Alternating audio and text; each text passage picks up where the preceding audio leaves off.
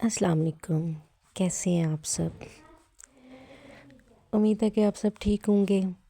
अच्छा, आज मैं आप लोगों के लिए एक न्यू टॉपिक के साथ आई हूँ और टॉपिक भी आपका पसंदीदा है।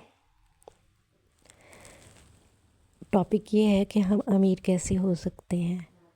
आपको पता है मेरे समेत सब लोग बहुत अमीर होना चाहते हैं। आजकल के बच्चे, बूढ़े, जवान सब चाहते हैं कि उनके पास पैसा हो। तो मैं वीडियो बहुत लंबी करने के हक़ में नहीं हूँ, टू बी पॉइंट बात करूँगी।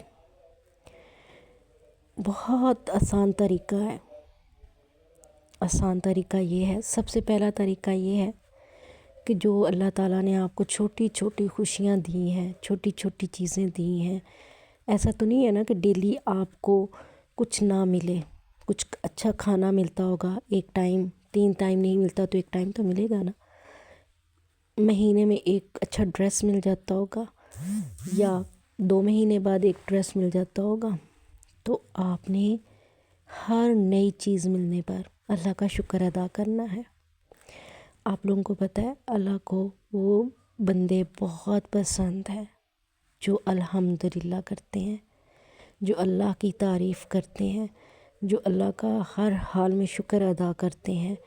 अल्लाह कहते हैं कि आप लोग शुक्र करो, मैं तुम लोगों को और दूंगा। यकीन जाने आप अपने ऊपर शुक्र को लाज़म कर लें। छोटी सी छोटी चीज़ भी आपको मिलती है, हकीर सी हकीर चीज़, आप उस पर शुक्र अदा करें। शुक्र अदा करने से आप यकीन करें कि आपके रिज़्क़ में इजाफ़ा होना शुरू हो जाएगा।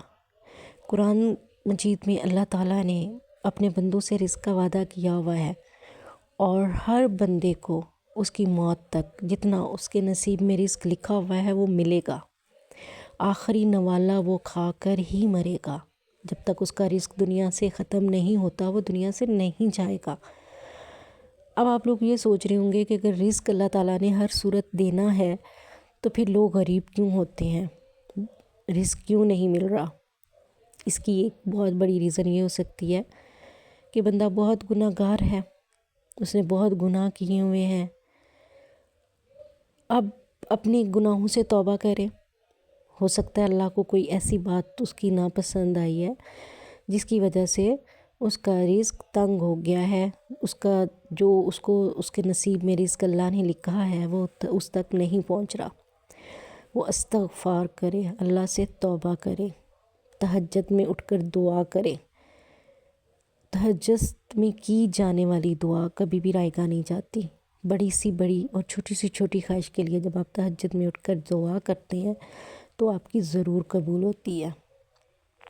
इस्तग़फ़ार की तस्बीह करें। तस्बीह करने से अल्लाह ताला आपको माफ़ करेंगे और आपके रिज़्क़ में इजाफ़ा होगा। थर्ड बात, सूरह वाक़िया मगरिब की नमाज़ के बाद रूटीन बना लें। सूरह वाक़िया को ज़रूर पढ़ा करें मगरिब की नमाज़ के बाद। जब आप डेली पढ़ेंगे तो आहिस्ता आहिस्ता आपको याद होनी शुरू हो जाएगी। बहुत बड़ी सूरत नहीं है, आपने उसको डेली पढ़ना है और उसको रूटीन बना लेना है। उससे भी बहुत फ़ायदा होता है, आपको पता भी नहीं चलेगा कि रिज़्क़ आ कहाँ से रहा है। और एक बात याद रखें कि हमेशा अल्लाह से हलाल रिज़्क़ की दुआ किया करें, हराम रिज़्क़ की नहीं। जो भी रिज़्क़ आपके पास आए उसके लिए दुआ किया करें, या अल्लाह वसीला जो है वो हलाल हो। हराम रिज़्क़ का आप क्या करेंगे। हराम रिज़्क़ में बरकत भी नहीं होती, औलाद नाफरमान होती है और हम हराम रिज़्क़ कमाने के चक्कर में हलाल और हराम को भूल चुके हैं कि हमारा वसीला कौन सा है, हम किस तरीके से कमा रहे हैं और किस तरीके से अपनी ज़िंदगी में पैसे को शामिल कर रहे हैं। बस हमारी एक ही ख्वाहिश है कि पैसा हमारी ज़िंदगी में शामिल हो जाए। तो मिलना तो आपको वही है जो आपके नसीब में है, लेकिन दुआ से किस्मतें बदलती हैं। तकदीर को बदल सकते हैं आप दुआ से। अल्लाह से रो कर گڑ گڑا کر آپ دعا مانگ سکتے ہیں۔ چوتھا کام جو آپ نے کرنا ہے وہ یہ ہے کہ آپ نے ڈیلی سورہ کوثر ضرور پڑھنی ہے۔ سورہ کوثر پڑھنے سے بھی رزق میں برکت ہوتی ہے، اور نیت بھی خالص ہونی چاہیے۔ اب آپ یہ نہیں کہ 5 وقت کی نماز پڑھے نہیں اور سورہ کوثر جو ہے وہ اس کی تسبیح آپ کر لیں۔ فرض پہلے ہے، نفل بعد میں ہے۔ یہ ساری عبادات جو ہوتی ہیں وہ نوافل میں آتی ہیں۔ جب آپ فرض ہی چھوڑ دیں گے تو آپ سے اللہ خوش تو نہیں ہوں گے نا۔ پھر آپ تہجد پڑھ لیں اور پڑھ کر سو جائیں، فجر کی نماز نہ پڑھیں، تو پھر یہ کہاں لکھا ہوا ہے کہ آپ کی اللہ بات سنے؟ اللہ تو پھر بھی سنتے ہیں۔ ہم تو پتہ نہیں کتنے گناہ کر کے سوتے ہیں اور اللہ تعالیٰ ہمیں دیتے ہیں پیسے بھی دیتے ہیں، صحت بھی دیتے ہیں، رزق بھی دیتے ہیں، کبھی ہم بھوکے نہیں سوئے الحمدللہ۔ آخری کام جو آپ نے کرنا ہے صدقہ جو چھپا کر دیا جاتا ہے نا، یقین کریں اس کا اتنا اجر ہوتا ہے، اور جو تنگی میں دیا جاتا ہے۔ آپ کے پاس 100 روپے ہیں نا صرف، تو اس میں سے 50 آپ صدقہ کر لیں اور 50 اپنی ضرورت کے لیے رکھ لیں۔ تنگی میں دیا ہوا صدقہ ہمیشہ آپ کے رزق کو کشادہ کرتا ہے۔ تنگی میں اللہ کا شکر ادا کرنا آپ کے رزق کو کشادہ کرتا ہے۔ تنگی میں دوسروں کی مدد کرنا آپ کو مالا مال کر دیتا ہے۔ خوشحالی میں تو ہر کوئی مدد کرتا ہے، لیکن تنگی میں کبھی کسی نے کی ہے مدد؟